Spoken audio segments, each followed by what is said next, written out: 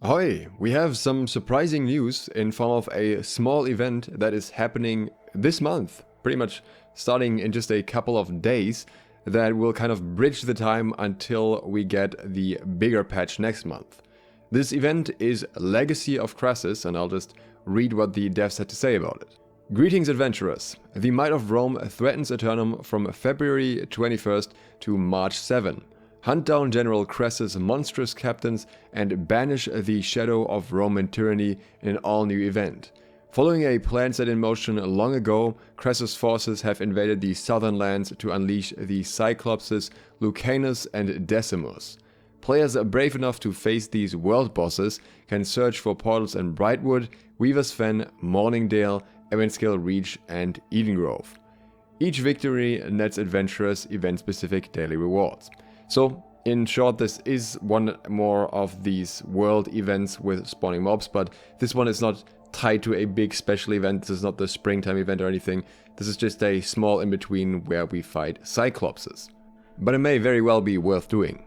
Lore. Crassus has fallen, but his most loyal soldiers vehemently carry on a final mission: invasion of the southern lands. Are they in pursuit of conquest, revenge, or something far more sinister? The corrupted legion transforms the land into barren dirt, mud, and dust. Tall banners extend upwards and small fires burn along the ground.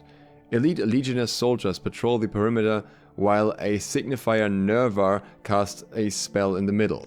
Moments later, a portal opens. Crimson eyes glare through the magical abyss. They blink simultaneously, yet grow farther apart.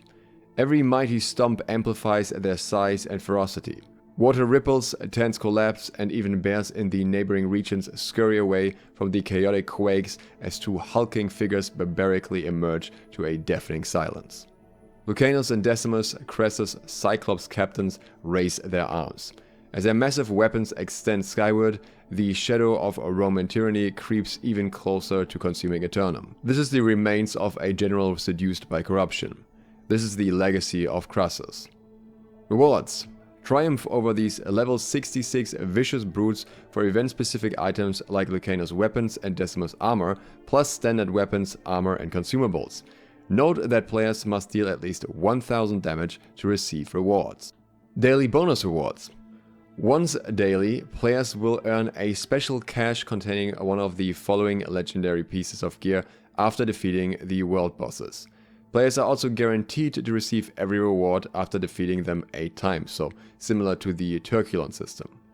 Wrath of Decimus, a great axe. Hoplite's great blade, a great sword. Cuirass of Decimus, a heavy chest armor. Fist of Decimus, heavy gauntlets. Sagittar of Lucanus, a bow. Vesuvius, a fire staff. Galea of Lucanus, a medium helm. Hobnailed boots of Lucanus, medium boots. And players will also get 1 to 3 Obsidian Gypsum, 500 Umbral Shards, and a special craft mod that can be used to add powerful effects to crafted items with a 25% chance here. I am not sure if this 25% chance refers to the chance to add a powerful effect, or the chance to get this craft mod from the boss when you kill it, which would only be once daily, so if you're unlucky, you could not get this for many days in a row because it's always just a 25% chance. But it could also be that it's just referring to having a 25% chance to add an additional powerful effect. So to me it sounds like this is something that allows you to upgrade a crafted item that maybe rolled purple and give it a third perk, which would be super interesting if that's the case. I'm guessing this would be a way for them to test if this is a good mechanic, because through this you would only get a limited supply of these craft mobs, because obviously you can only do this boss so many times and it's only once per day that you get this reward. So very curious to see how exactly that one will work, and that will definitely make it worth running this a few times. Daily rewards reset at 5 AM local time, so don't need the explanation how that exactly works. There are even more rewards though. There are also standard rewards. This is not something you can only get once a day, but every time, so players will receive one of the following rewards each time they fell Lucanus and Decimus. Unlike the daily rewards, players can slay the world boss multiple times in one day for additional rewards. Each victory rewards players with either a random weapon or armor piece at their level with a 90% chance, which is pretty whatever to be honest, or a special named item from Brimstone Sands or Greater Eternum with a 10% chance. This, I think, is very interesting. I am guessing that this is including the named items from Brimstone, maybe all named items actually, or at least the named items that you currently get from the chests, from the asset chests. So that would be a nice way to farm those if you are like me and just absolutely dislike asset chests and you still want to have more legates rings or something like that.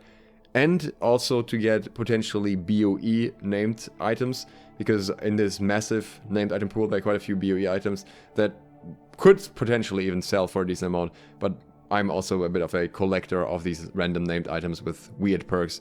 So yeah, there's a few interesting ones in there, but many weird and bad ones as well, and depending on how much you care about those, you might be interested in running this event a little bit more. For once we actually don't have much info about the perks on these unique items as well. I will try and get them all just to know what all the perks are, or see if by then we have info on New World Database.